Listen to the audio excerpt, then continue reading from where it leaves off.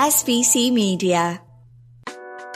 Welcome to the iGaming Daily Podcast, analysing the news from the betting and gaming industry all over the globe, supported by Optimove, the #1 CRM marketing solution for the iGaming market.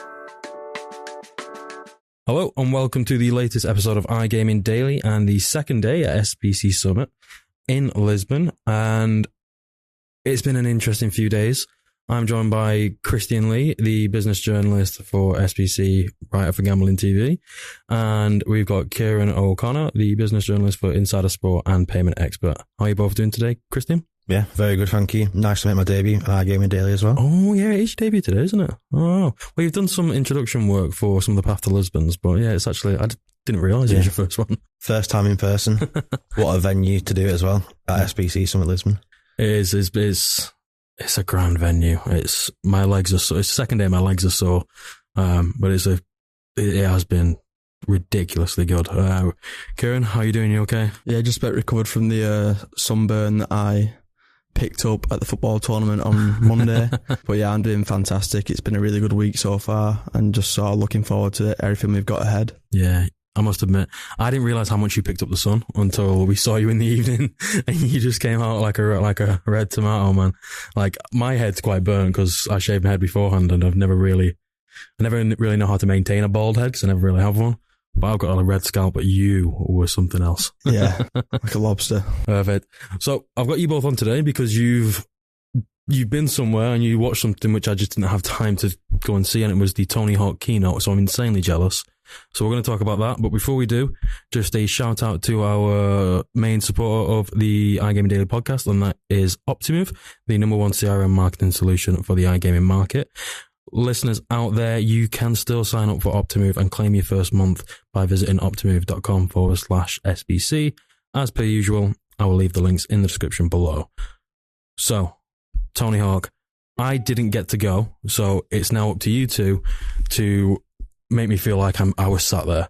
So, Kieran, we'll start with you. Like, what did Tony Hawk have to say? Before that, I just wanted to sort of put a notice in about the venue. It was incredible, to be fair. Oh, the Super Stage. Absolutely huge. Yeah. Everyone's done a great job on that.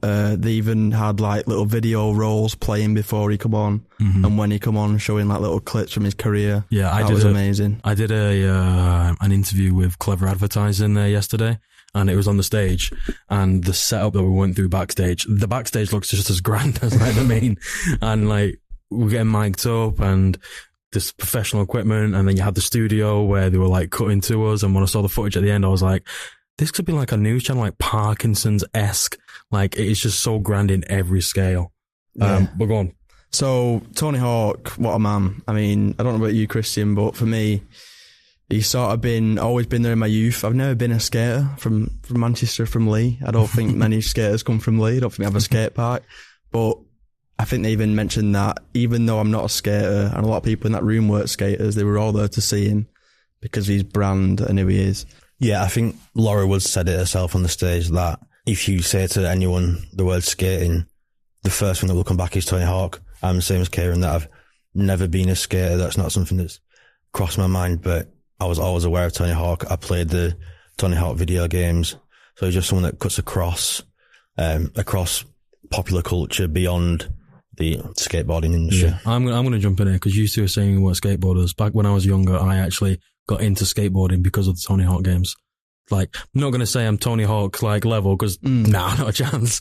But like, he got me into it, and I did it for about a year or two, and he was the main influence of why I got into skating. And then I got introduced to like a doner kebab, and I thought, I'm not getting on a skateboard again. Oh yeah, it's interesting you say that. So first of all, it was presented by Laura Woods as well, did a fantastic job, and another massive name. They first talked about how he got into skating, and I picked out a quote sat there. He said, "I want to fly, how do I do that?"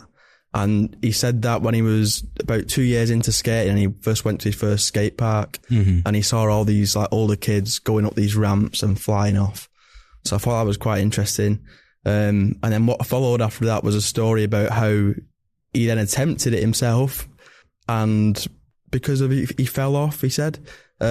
He actually became unconscious and lost a few teeth.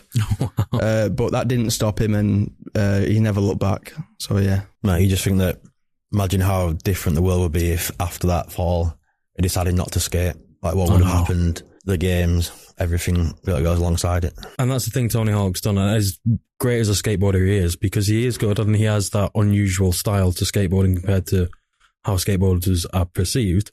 It is all about the brand with him. And I think, Kieran, we were talking beforehand, you said like he doesn't really want that kind of fame and to be known for that stuff, but there's no hiding behind it. He's had hit successful games from Tony Hawk's projects, Underground 1, 2, all the way up to like Project 9. I think that was the last one or something like that. And films, he's been in some great films as well. And he did set a trend and kind of a generation like he's known for. That late 90s, early noughties, for me, is that kind of post-punk, maybe like American alternative skateboarder scene. That was when he was at his height, and that is something I'll always remember that era for, and that's a testament to the brand that he's built. Did he speak much about kind of that brand? Yeah, so it's interesting you say he did come out and say it was he never aspired to have fame or fortune, but it obviously follows when you're so talented like he is. But yeah, he spoke about his branding, and as always, he said he attributed quite a bit of his success to a bit of luck. That's always the case. But it's interesting because he never actually tried to build a personal brand. He never went out and said, he never got a team of marketers and said, I want to build a personal brand, how are we going to do it? Things just sort of fell in line. I don't know if you heard, Christian, but the video games, he actually tried to do that on his own at first before he got approached by, I think it was Activision, was it? Yeah, I heard that about Activision. I think as well, one thing that we'll talk about later on in the podcast is authenticity. And one thing I noticed with the different brands that he's built, he was focused on being authentic. So he created a clothing brand that was focused on skating and what he thought was missing from the clothing that was for skating already. The same with a shoe brand in the same nature. And also near the end, he mentioned with the game that when it was first being developed, they were pushing to try represent skateboarding as like an extreme sport and make it more extreme in the game than in real life, whereas he pushed back and wanted it more to be an accurate representation of skateboarding, I guess, to help push the sport further and get more people into it. Yeah, I feel like maybe, I don't know if this is maybe it was the developers for the later games. I feel like that realism kind of went away from the Tony Hawk games. I always remember a meme and it was like, I think someone might have modded the game or something, but it was like Jesus coming out of like the tomb on a skateboard with like Creed's song Take Me Higher on it and stuff. But I mean, again, people still use that game in different mediums to this day. And again, testament to him. I'm not sure, like I said, I wasn't in there, so I do want to ask you, did he talk anything about DraftKings and kind of the promotion stuff that he did with them? They practice safe bet stuff? He actually didn't talk about that. I don't know if he was meant to, maybe. But Laura Woods might not have got that memo, but he didn't talk about that. It was a lot about his early life, as we said, growing up.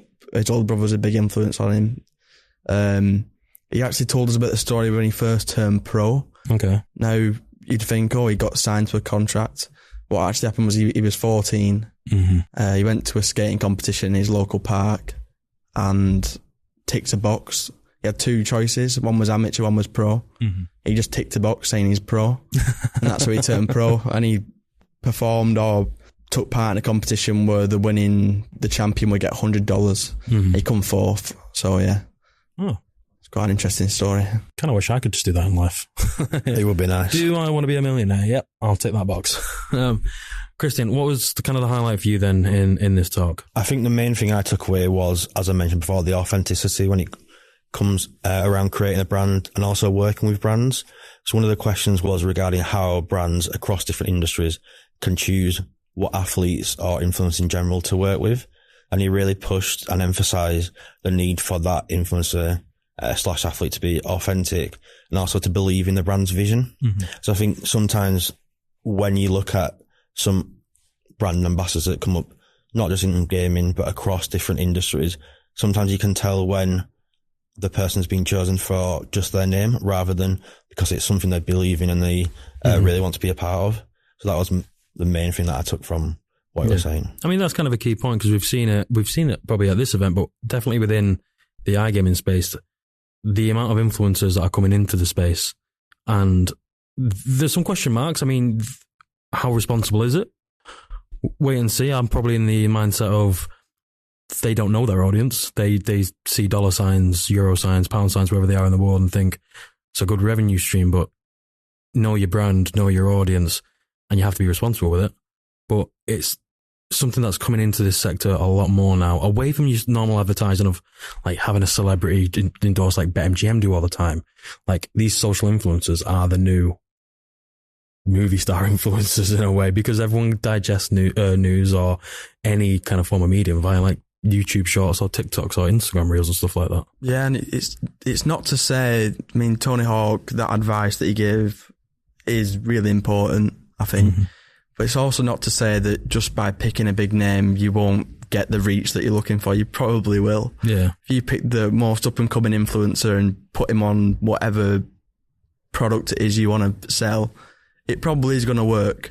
But as you said, there is some moral dilemmas there from both the advertisers. Gaming side of things, yeah. Like everything that people do now is responsible gambling. And it has to be at the forefront, safe betting, it has to be at the forefront of everyone's mind. And that comes from the marketing side of things, from even the mechanics that you make within slot games, any form of like betting odds of data you go through, how you utilize that data.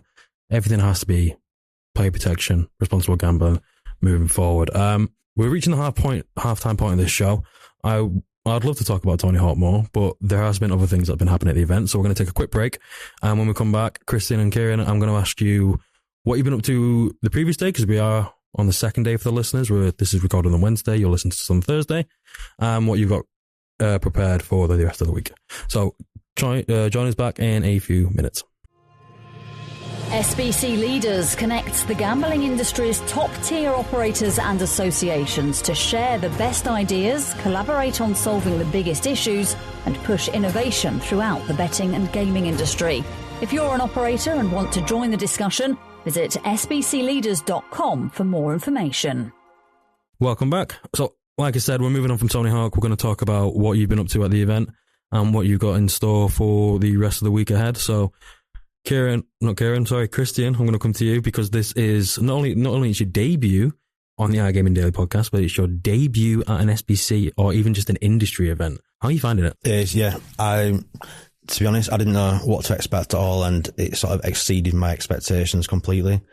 As James said, it's my first industry event altogether, and just to see the scale of, I think we've got 4 or 5 different conference halls. Mm-hmm. When you see the stands some of the operators and suppliers have come up with, it's crazy to think, just to see the scale and also the time and effort that's gone into making them stands. Must admit, it's a sensory overload. Certainly the casino floor is insane. And in fact, I went to, whose stand was it now? Della Sport have an incredibly vibrant red and orange stand, and Data Bets is just so sleek, and they've got esports streamers. They're playing Counter-Strike on that stand. And if I wasn't working, I'm like, she said to me like, "Oh, do you want to come play part of the competition?" And I said like, "I'll be honest, it's a disadvantage for everyone else because I will beat you all at Counter-Strike." But I just really wanted to jump on it. But yeah, this event from Barcelona last year is insane. My legs are sore already, but I mean, I've not even had time to really digest the conference stuff. I know yous have been, because I've been doing interviews since I've got here. But any interesting panels that you've been on, Kieran? Yeah, I've been on a few actually. Yesterday, one that I'd pick out is an article we just put out on Payment Expert this afternoon, which was on open banking and how that fits into the gambling industry and the gambling sector. But there's some really interesting quotes there, and it was chaired by Payment Expert's editor himself, Ted Ormclay, who did a fantastic job, and I moderated the panel. So big shout out to Ted there. Well done, Ted. But it was really fantastic. There were some really good quotes, and it got when I went into it, I thought some of these panels, they give quite basic answers. You sort of know what they're already going to say. I'll just tell you one quote where what we've used for the headline is that an operator has said that open banking is actually a nuisance. Okay. So that sort of tells you how that article goes, but it's very, very interesting. Another interesting thing that I've done at this event is interviewed in this room that we're in now, Josh Sparks from LiveScore. We talked about horse racing, how it has become stagnant and needs to sort of embrace innovation. So we talked about that at quite some length, and that was really interesting, yeah. Yeah, I know he was on a panel session. He's going to be on a panel session this week, or he's already been on one on that matter. And it's always been an interesting conversation, because certainly in the UK, horse racing was probably the biggest sport for betting. I think it's just been eclipsed by football now. But it's still a dominant force for the UK market. But yeah, it is on a decline, and it does kind of need to revitalise itself for the modern day audience. And it'd be interesting to hear that interview. You'll hear it on Payment Expert in the next few weeks or so. Yeah. So keep an eye out for that on YouTube as well. Christian, you've had a mixture of things to do, because obviously you've been working with me on some of the multimedia stuff as well. But also I wanted you to kind of digest some of the content that was happening here, because you're here, and what better place to kind of understand the industry and kind of soak up some of the knowledge in there. So give us a glimpse of what you've been up to. Yeah, it's definitely been a crash course in behind the scenes of everything that goes on with the media side. I think coming back to some of the things we discussed in the first half, I was actually at a panel that was looking at how the regulations around social influencers and whose responsibility it is to actually regulate how operators use social influencers. Mm-hmm. I think the consensus among the panelists, which included people from Entain, was that ultimately it should be a synergy between operators, the influencers themselves, and the regulators. But at the first point of call is always the operators, because they're the people who are choosing to use influencers, choosing to advertise their content. I think it's mainly about educating the people they work with, so they understand the responsible gaming implications of what they're promoting, and how they should do that in a way that doesn't endanger the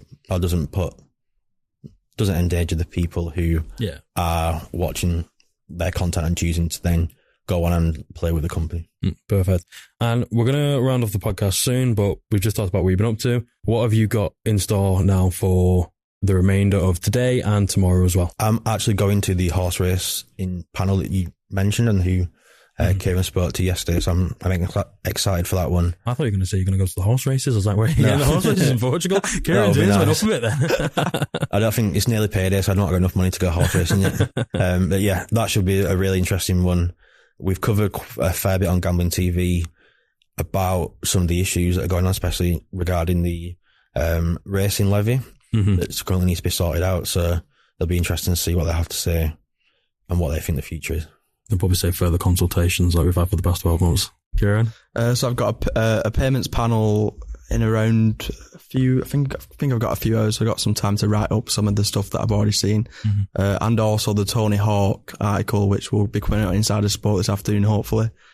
And then I've got a sports integrity panel, which is always interesting.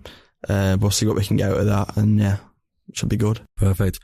Now you've mentioned you're getting that article out tonight, but I'll promise the listeners, because this is going out tomorrow, going out on Thursday for the listeners, I'll make sure I'll link the article into the description and any of the write-ups that you do as well. Yeah. But that's all we've got time for today, because we're busy. I'm going to jump to the conference room floor again, because there's a lot more premiums to produce and make sure they're running smoothly. You're all going to panel sessions. Have a great rest of the event. Thank you for joining us on iGaming Days today. Christian, great debut. Well done. Yeah, thank you very much. Yeah. Well done. Kieran, match it. I'm always trying. No, good stuff. Have a great rest of your week. And to the listeners out there, make sure you tune in tomorrow for the penultimate episode of iGaming Daily. Well, not the penultimate, it'll be the final episode, yeah? The final from Lisbon. Yeah, penultimate is the one before the final. Yeah. This is the penultimate one, listeners. Tune in tomorrow for the final episode live at SBC Summit at Lisbon. Until then, see you soon.